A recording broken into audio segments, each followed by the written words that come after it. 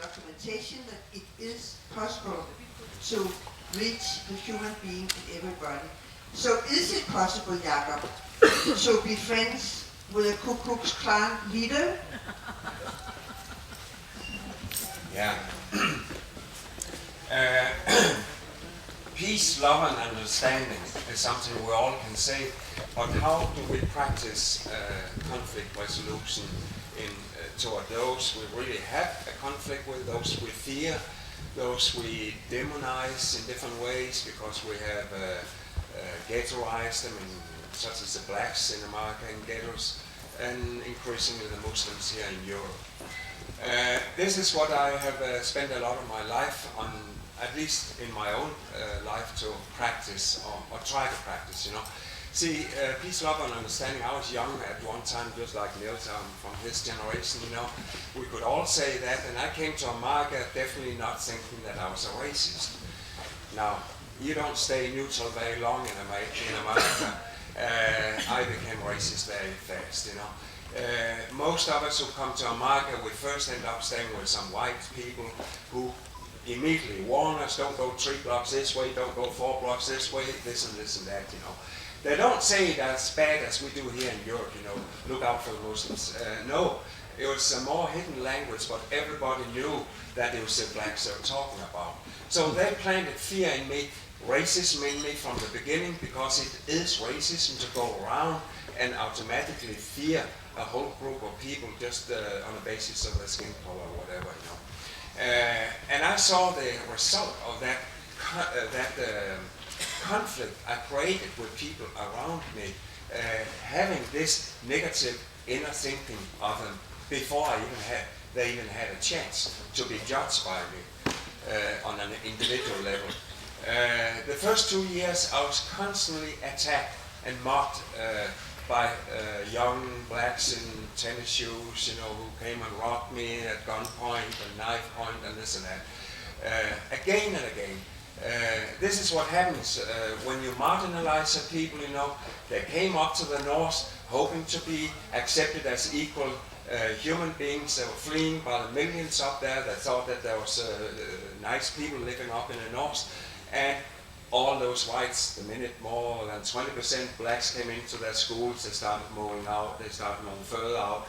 So the whites constantly moved the ladder up to their American dream further and further away from.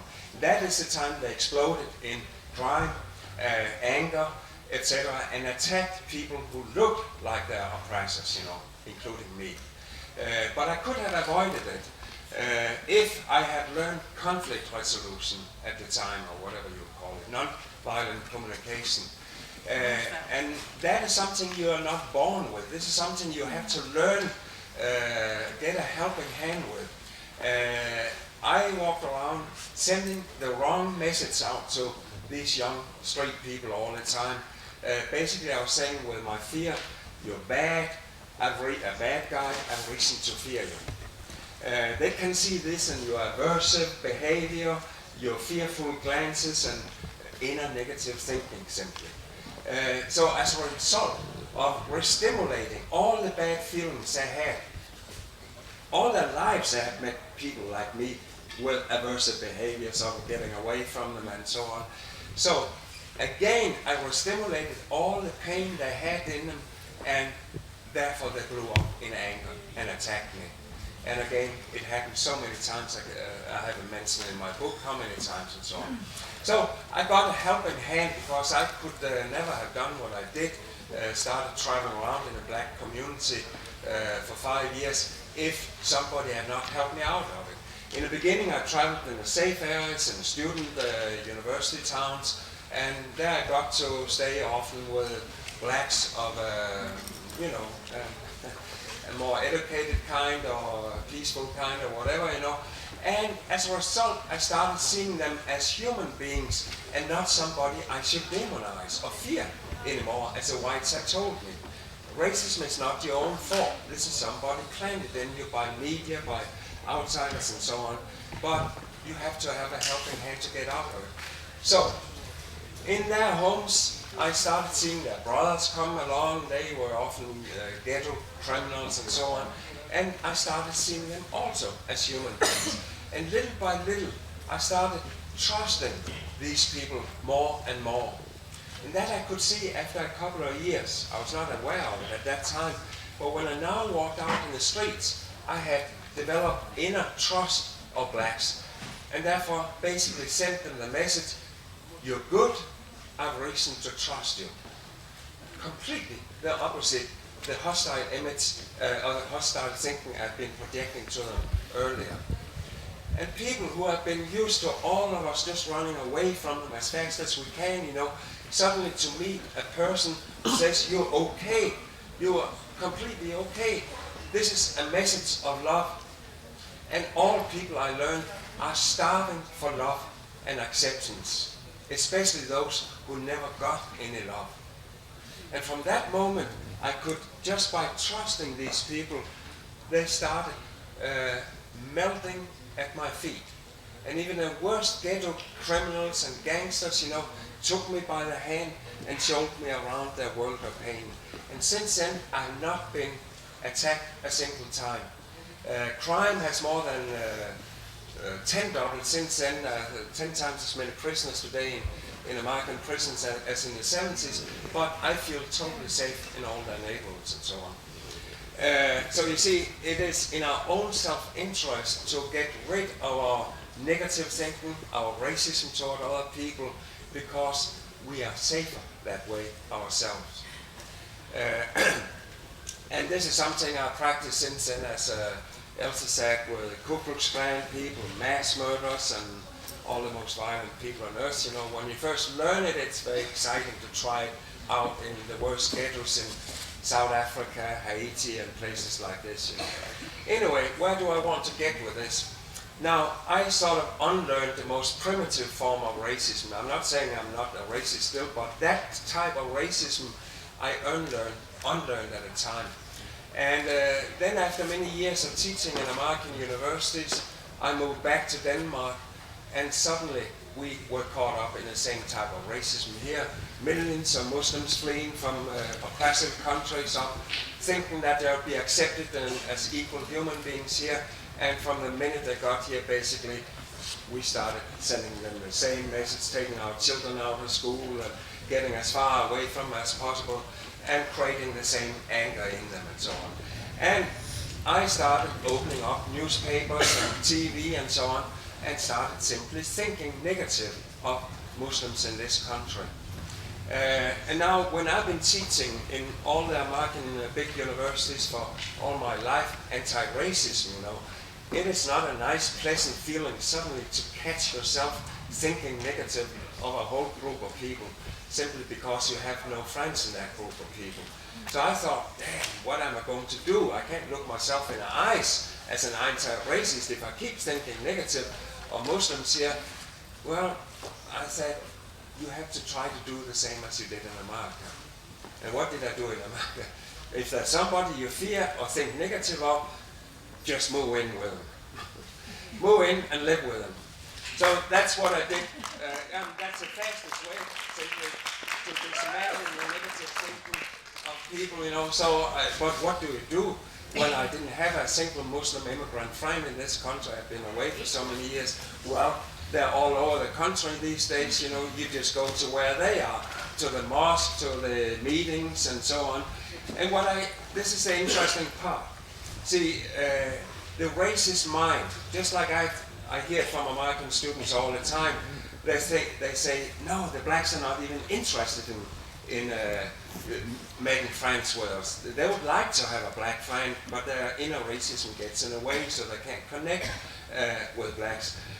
The problem is, they see this in here. You have a black guy walking down the street, a white guy comes up, slaps him in the face, he keeps walking, another white guy comes up, slapping him in the face.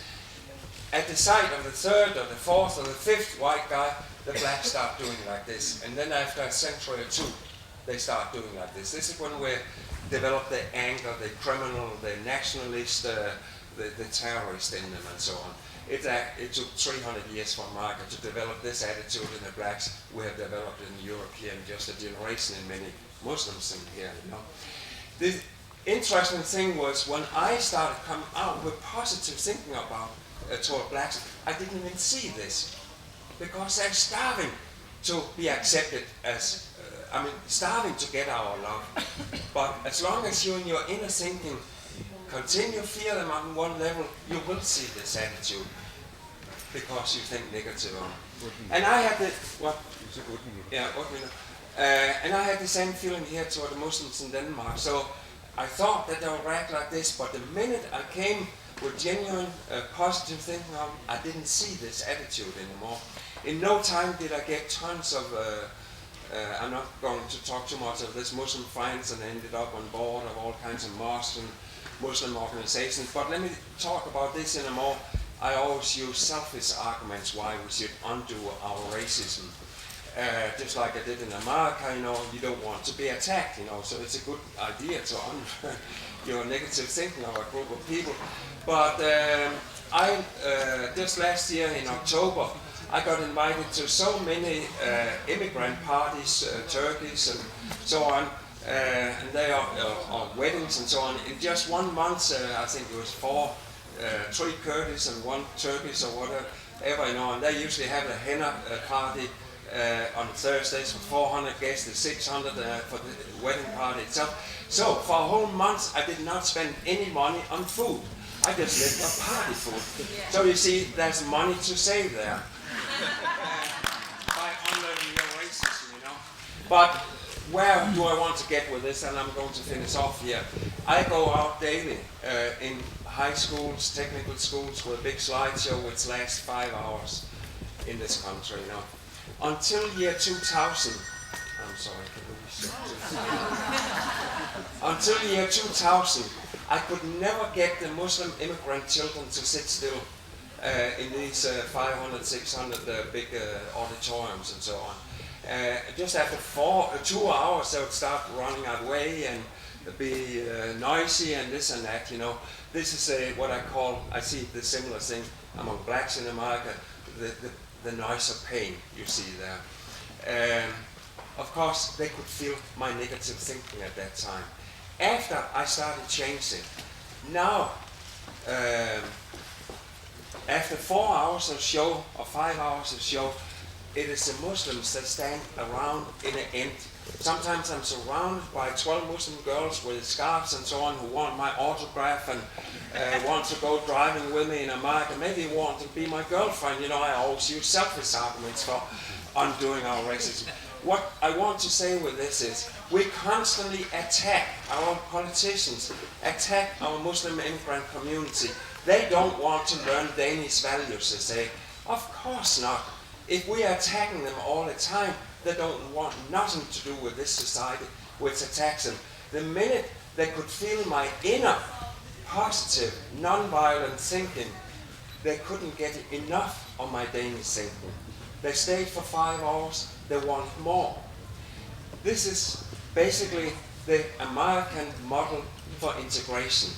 What Americans practice toward their immigrants, their Muslims, they are not very good at doing it with their blacks for sure, but they do it with their Muslim immigrants, Where we do the opposite in Europe, create terrorism and clashes and confrontations and this and that, and basically end up ghettoizing them.